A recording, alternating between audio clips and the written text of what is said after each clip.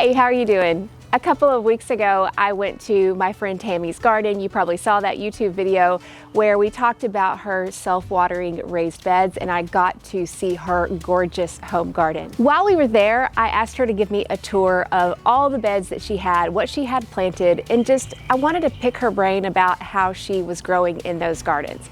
I went ahead and had our conversation filmed just in case she had some tidbits that we might want to share on Instagram or something like that.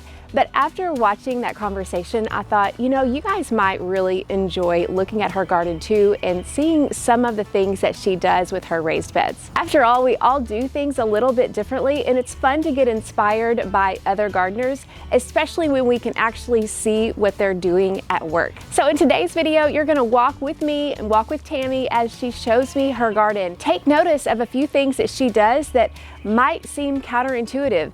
In fact, there's one piece of advice that I've given people for years to say never do this, and I don't say never very often, but then she did it and she showed me how she does it and how it works for her. You might be surprised. Another thing that I found really interesting was how she uses her beds in a specific trellis system for her blackberries and grapes. That'll be shown toward the end of the video. But if you're growing any of these fruits or want to in the future, then you definitely might want to consider her trellis system because it is fantastic. All right, I hope that you enjoy this walkthrough in Tammy's garden and that you can find some inspiration for your own. So you are doing a lot of companion planting. Yeah.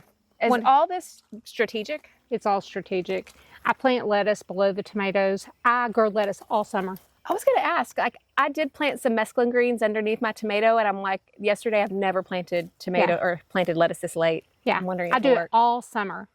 And now I have to succession plant, you know, because it will bolt a little bit sooner. But it's always on the east and north side of my tomato plants. Yeah. That way it doesn't get that afternoon sun, and it does fine. So we have fresh lettuce all the time. I'm gonna try that. That's amazing. And this is so good quality. I mean, you can just tell how soft it is. Yeah, it's marigolds, petunias, alyssum. Yes, alyssum, because it brings in serpent flies are all over mine. It brings in a beneficial insect. I can't remember which one that helps. Chamomile. Now, this isn't mint, is it? It is mint. And a lot of people... Why are you doing mint? And I know. And like I have it down there too, but I just top it off when it gets too tall. But it's not spreading? It will. Okay. Yeah. But I'm okay with that because I'll cut it back, and it's just helping with, you know, bug control, and it also helps with keeping the weeds down. So I guess it would outcompete weeds. Yeah, when it gets too big, I just cut it off, but then I take the cuttings and throw below my squash to help with squash bugs because it helps camouflage the smell. So I use all the cuttings. So are you seriously telling me that works? I mean, I've tried it, and I don't lose squash plants. So, I mean, I like to believe it works. I do it, and I don't have trouble with them. See, that's one of those things that I'm like, are you for real? Because anytime someone's told me something, I've tried it and it hasn't worked, but you're saying that it actually does, I may have to try that. But I mean, it may be because of all the different things I do. True. Yeah. So I don't know which one's working, but. So you just take it and then I just throw the cuttings because they're so strong just all around the base of the squash. Now, it might be because I have all the other herbs and stuff, you know, I mean, tons of things for companion planting, not just a few. True. That's what I've learned over the years is the more I've put, the better it's done. Yeah. But I mean, I don't really care if the mint because it's pretty, and just when it starts getting big, I just cut it way back. Okay. So, because like here's a chocolate mint, and I mean, you know, it's coming up way down there. It's coming up over there. But when I do, I literally will just rip it up, cut it off. Okay. You know, I can smell it from here. Just to keep it under control. But calendula, however you say it. Mine just started to bloom. Yep. And then oh, that mint smells so good. I know. And then lemon balm. See, that's really good, but it can kind of get big and take over too. But when it starts getting too big, I just cut it off. You know, I just constantly trim it. So these are the beds you were talking about that are shorter, and this has your self-watering. And get me wrong. I mean, you look at the other beds, they're all coming up fine and they do great. But in the heat of the summer, I have to fill them sooner because the reservoir is smaller. This is one reservoir. And is it over here? Show it. Yeah, so here's the tube. If I have to add water, I just put the water hose in here. The overflow is on the opposite end. Okay. But it doesn't have to be, because like this one, the pipe is here and the overflow is there. Okay. So it doesn't really matter, because we just try to make the rock level, and as long as it's level, it doesn't matter. But these are much lower maintenance because the reservoir is bigger. So I kind of wish I would have gone like 3 or 4 more inches taller, but then it would have gotten so tall I wouldn't have been able to pick it. Yeah, so, this is an ideal height. but I just have to do it twice a week instead of once. Yeah. And like this time of year, the garden looks like this. I have not watered one time, you know, so, and I haven't had to fill the beds up. That's saying a lot, because we really had kind of a dry spell there, March, Yeah. April. I had to start Yeah. watering mine. I haven't watered. The only time I water is if I plant seed, because the seeds don't have roots, so it can't get down to that wicking, because the like the soil will always be dry on top. Yeah. You know, so you're like, oh, I need to water because the soil looks dry on top. But it doesn't matter, because it's the bottom where the roots are that need to be wet. The top is going to, because of the evaporation from the heat. But if you dig down at any point, you're going to get about 2 inches or less down, and it's going to be damp. Yeah. And so a lot of people ask, how do you know when to fill them up? I just dig down, and if it's moist, they don't need any water. The finger test. The finger test. That's the best way. People want something more scientific, And if I'm not sure, you know, I stick it in there, fill it out. If it comes out in 2 minutes, I know it's full. If it takes 45, I know it's pretty empty, you know, so.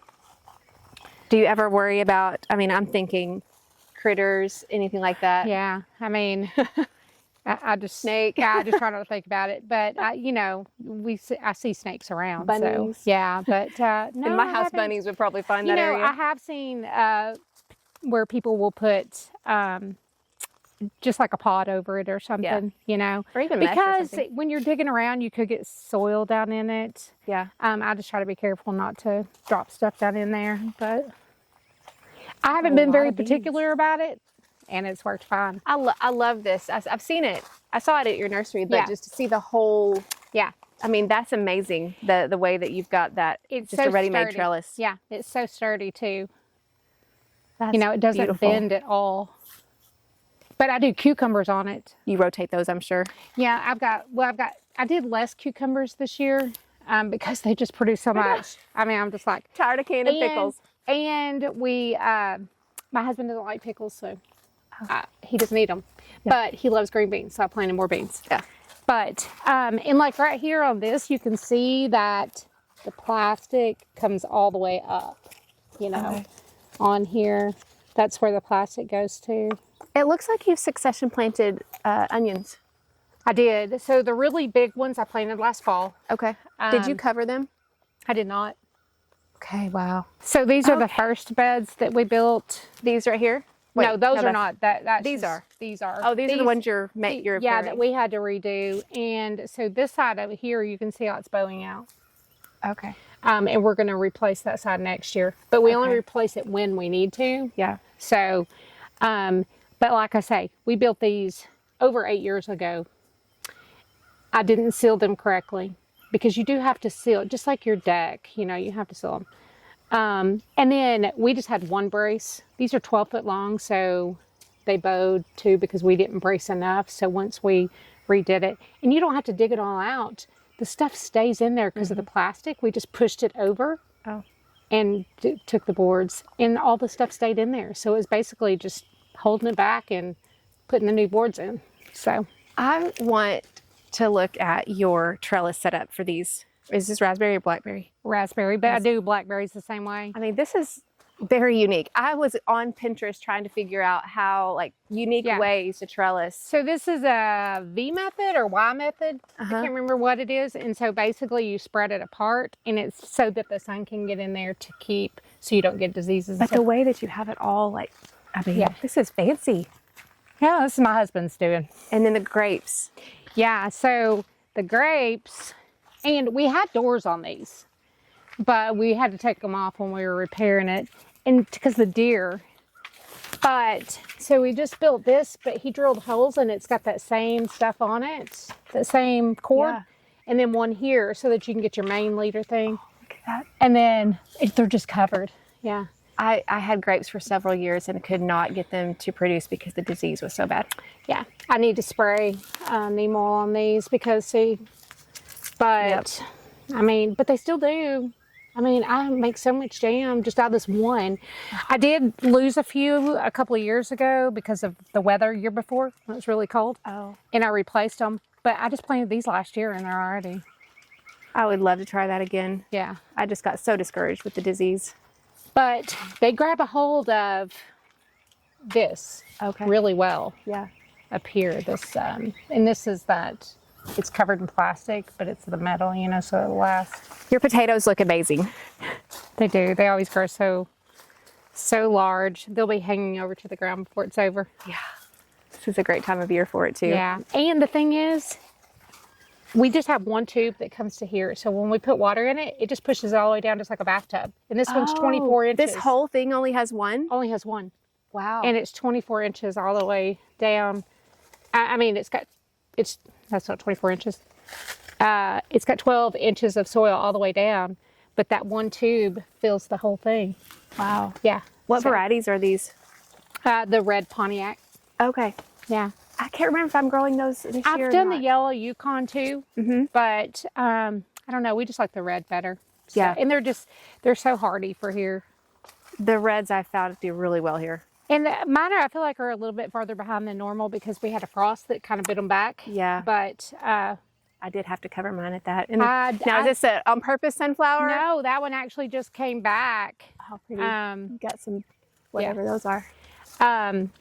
No, that one just seeded itself. I usually plant one at the end of the beds because with the west sun, it can provide shade. But I guess one of the seeds dropped, so I didn't. Oh, pretty. Just came up on its own. Now, like this one, because I have my tomatoes on the west and the east. I mean the south side. I'll plant sunflowers to provide some shade in the afternoon because you know when it gets so hot, you'll lose that blossom drop and stuff. So. I use sunflowers to shade because there is no shade around here. It's just full sun. When did you plant these? These are huge. Like April 15. Oh, wow. It was after the last frost, Yeah. the frost date. So, and they were just, you know, this tall when I planted them, the little singles. That's amazing. Oh, and you've got this lettuce. Is that Selenova? Yeah. Okay. Yep. And I'm about to pull the the cabbage. That's huge. It's about. What kind is that? I don't remember, honestly. It's not the Dutch, the Jersey. I can't remember which one it is. I don't know that I have the tag. Sometimes I put them on there and sometimes I don't. Yeah, but, mine have just started to head up, but mine are smaller than that one is. I've got some that are smaller, but I planted them at different times, you know. So, and then, you know, I have marigolds and petunias because petunias help with tomato hornworms. I didn't know that. They draw in a parasitic wasp that lays the eggs on the back of the hornworms. Okay. Well, I'm planting more petunias this year, so Yeah. Well, I think I bought them from you. It brings in a parasitic wasp that helps with tomato. I've never had tomato hormones at one time. So what'd you think? Isn't her garden gorgeous? I would love to know what you found most interesting in the comments below. Thanks so much for watching. I hope you're having a great garden season.